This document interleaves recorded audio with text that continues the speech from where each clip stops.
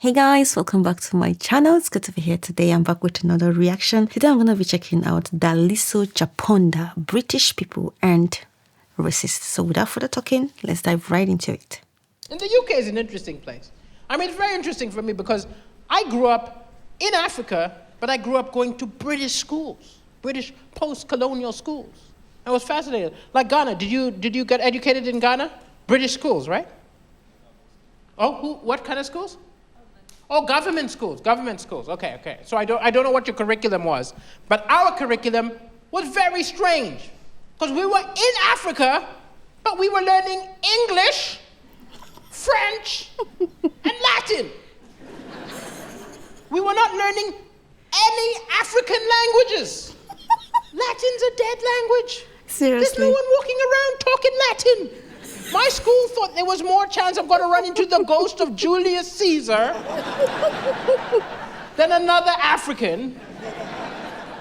And in history, what did we learn? Oh, we learned about Henry VIII and William the Conqueror. We did not learn any African history, even though we were in Africa. It's crazy, yeah? And then I moved to the UK, and I heard all these people saying, why do all these immigrants come here? And I was like, well, you spent decades teaching me.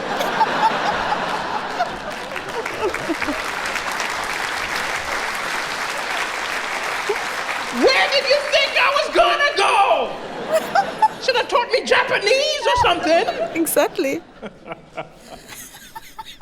But as much as I talk about all these people who saying, oh, these immigrants coming here, I actually think it's not a lot of people. It's not a lot of people. I mean, they're always in the press, but it's a minority. Like, you know, I was mentioned Trump. Do you think like a Trump figure could win in the UK?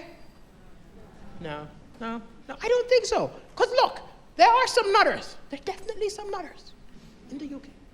But I've lived in 9 different countries, and by and large, the UK is the most accepting place I've ever lived. It is. Because most of you could not give a fuck.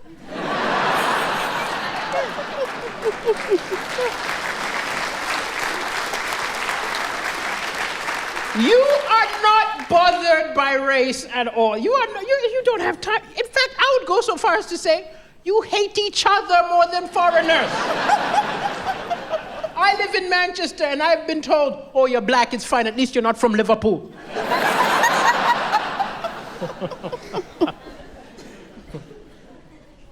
And the other thing which is lovely is, I mean, if you ever need proof that the UK has come a long way, look at the fact that the British National Party fell apart.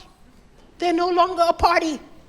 And the reason they fell apart is brilliant. They fell apart because they forgot to file the paperwork to renew their status as a party. They were defeated by admin. And you know what must drive them crazy? I bet they all know if they had a few immigrants working in the office, they would have been fine.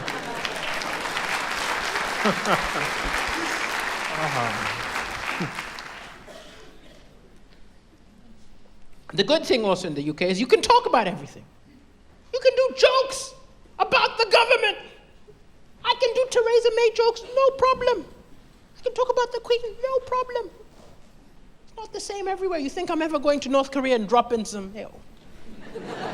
This is like Fatty Kim, yo, no. In fact, I'm not even going to put that on the special. Just going to edit it just in case he watches it.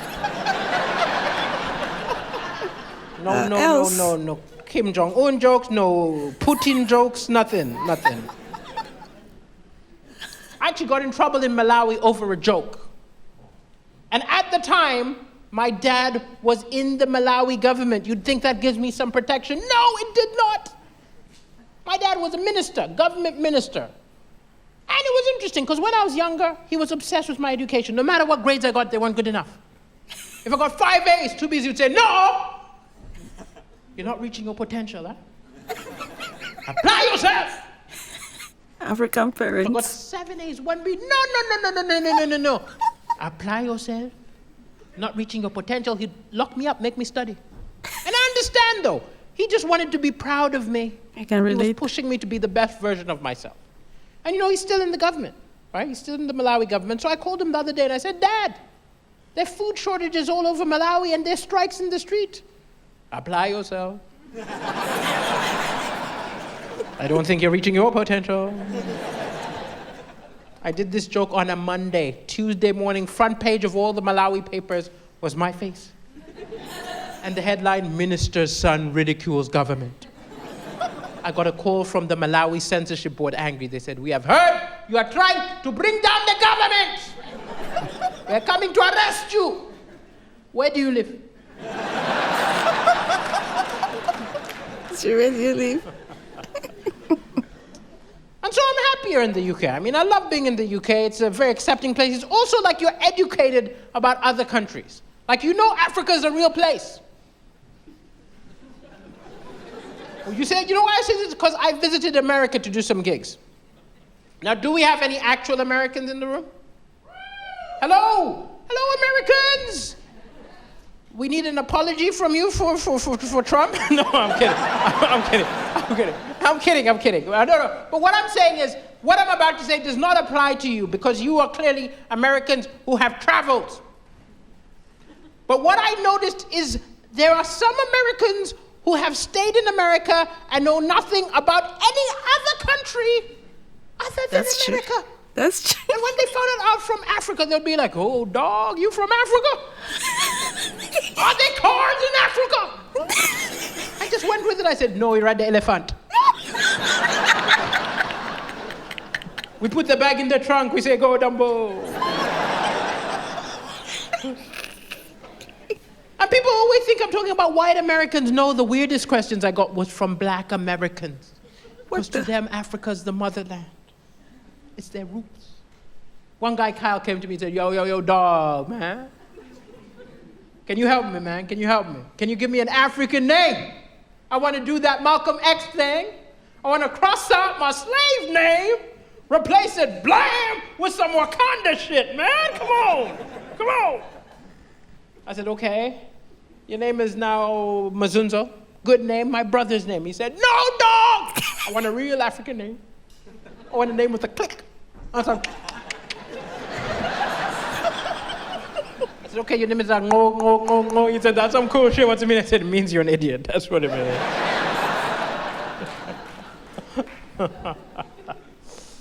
I'm not saying that they're not cultural differences. Of course they're cultural differences. Of course there are lots of things which are different about us. We've got, I don't know, like I was talking about the churches.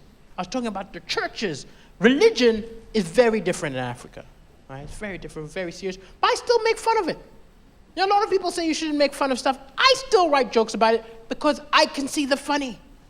I remember when I was a kid, the first time I walked past a church, I said to my dad, Dad, why is there a cross on that house? My dad said, well, the person who started that religion died on a cross, so to remember him, we have the crucifix. The next day, I was walking past the synagogue, and I saw the Jewish star, and I was like, wow. The person who started that religion was killed by ninjas. Exactly.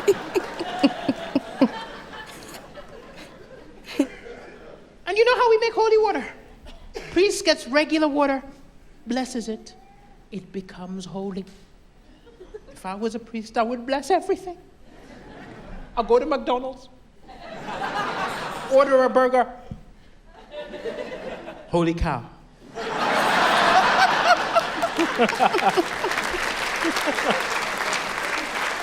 I'll get some tacos.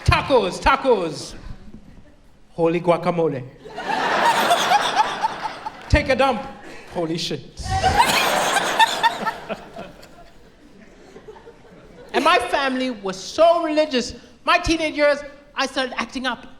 A lot of your parents would have called a psychiatrist. My dad called an exorcist. I do not know if any of you have ever been exorcised. It's not fun. They strap you to the bed with ropes. They start pouring holy water down your mouth. I was like, My dad did not think this was enough. He believes you spare the rod, you spoil the child. The child. My dad always quotes that. He grabbed it, passed it to the priest, and said, beat him! Beat the devil out of him! The priest began to whack me. I was on the bed like, ah! So understandably, when the priest said, Satan! I figured I better play along. Now, I've watched The Exorcist movie.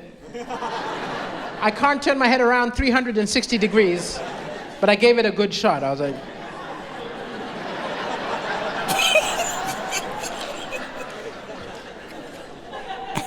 And he said, Lucifer! I put on my best Satan voice. I was like, yeah?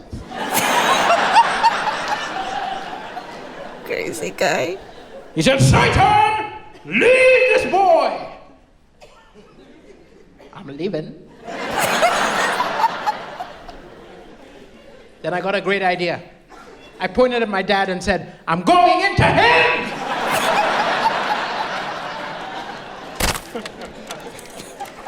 That was pretty interesting. That was good. I've never really sat to listen to any black comedians from the UK, but listening to him actually related to so many things he's saying because I'm from Africa. I grew up, in Nigeria. We have like similar cultural things in the whole of Africa. And so I really enjoyed watching him and hearing some of those things. When he says, spare the rod and spoil the child. I remember my dad always quotes that chapter of the Bible because when you do anything wrong, he's going to beat you. He's going to call you and beat you. And before he beats you, he's going to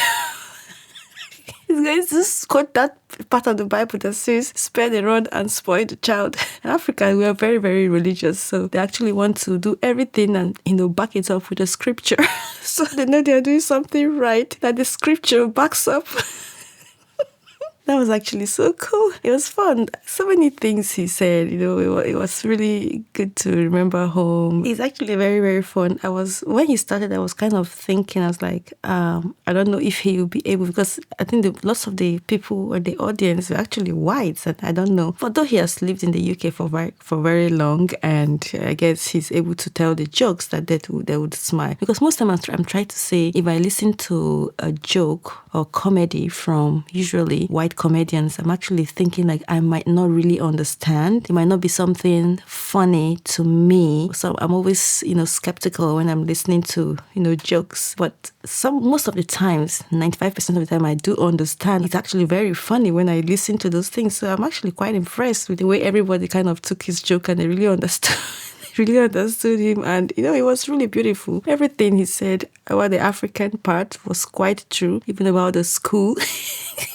They teach you so many things, but they don't actually even teach you African language. I could remember while I was in school, there was no African language. We were actually being taught French, but there was no African language. So I really did not understand why that was actually even happening. But I think at some point, they started, introducing the indigenous languages in schools, just so that people also get to understand other languages. From Africa, especially Nigeria, we have like over 300 different languages. So it'd be nice to speak other languages. So hearing him talk about Africa was actually so cool because I can relate because I'm from Africa and I totally understood what he was saying. That was a very beautiful one. I've never heard any joke from him before and it's quite interesting. Maybe I should check out more from him as well. But guys, thank you so much for hanging and checking out this with me. Remember to subscribe to my channel and I'll see you in my next video. From me, it's bye.